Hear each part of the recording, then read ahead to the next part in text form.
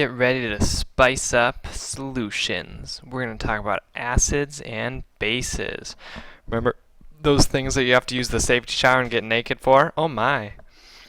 Let's read. Acids and bases are special categories of solutions, which means they're still homogeneous mixtures. Homogeneous mixtures.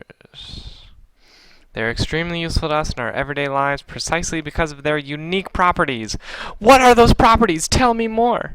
The term acid comes from the Latin word acidus, which means sour. I bet acids are sour. Many of the sour tastes in our food come from the acids found in those foods. For much of history, the term alkaline was used instead of base.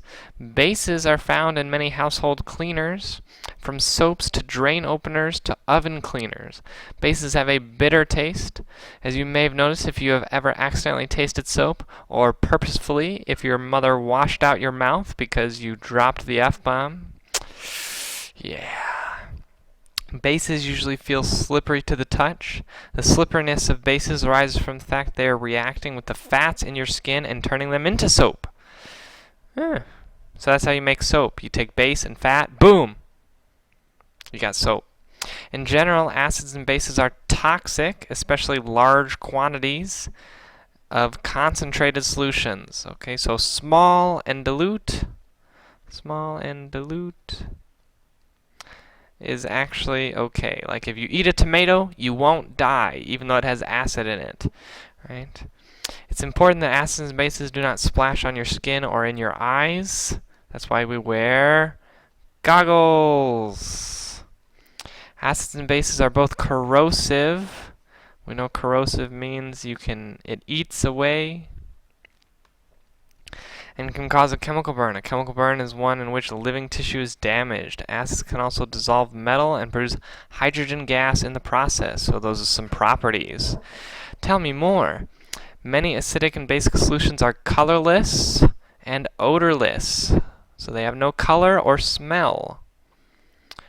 No color or smell. Which can be kind of tricky, because if you have a glass of water, glass of, acid, you can't always tell which one's which.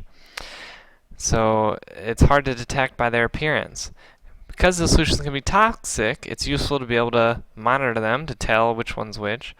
Luckily, there are molecular substances, so chemicals, called indicators that change color when they come into contact with acids and bases. If you add a drop or two of an indicator to an unknown solution, you can tell if you have an acid or base by the color that results. So here are 6 really common ones. So if it's an acid and you have indigo carmine, it'll be blue. If it's a really strong base, it'll be yellow. Phenolphthalein would be colorless for acid, pink for base. Okay, you can read the rest. Litmus is a really common one too. Red for acid, blue for base. Acids and bases have different properties because they react differently. Acids will tend to lose hydrogen ions. That's important. And bases will tend to gain hydrogen ions. Alright, if a chemical has a hydroxide ion, that's one of those ones you're supposed to memorize, polyatomic. In it can almost always absorb an H+ and would be a base. So if you see hydroxide, it's almost always a base. When an acid and base react with each other, they will neutralize each other. So that means cancel out and produce a solution that is not acidic or basic. It's neutral. The acid donates an H+, but the OH- from the base absorbs it to produce water. The other parts of the acid and base, the Na+ and Cl-, form a salt. And so remember, a salt is just an ionic compound. It doesn't have to be Na+ and Cl-. It's just something ionic. So what's this? Acid gives H+. So this is the acid. H+ is going over here to H2O. And the product, oh yeah, it has an extra H and an extra plus from the H+. And then what's left over is, it started at HCl, now it's just Cl-. How about a base?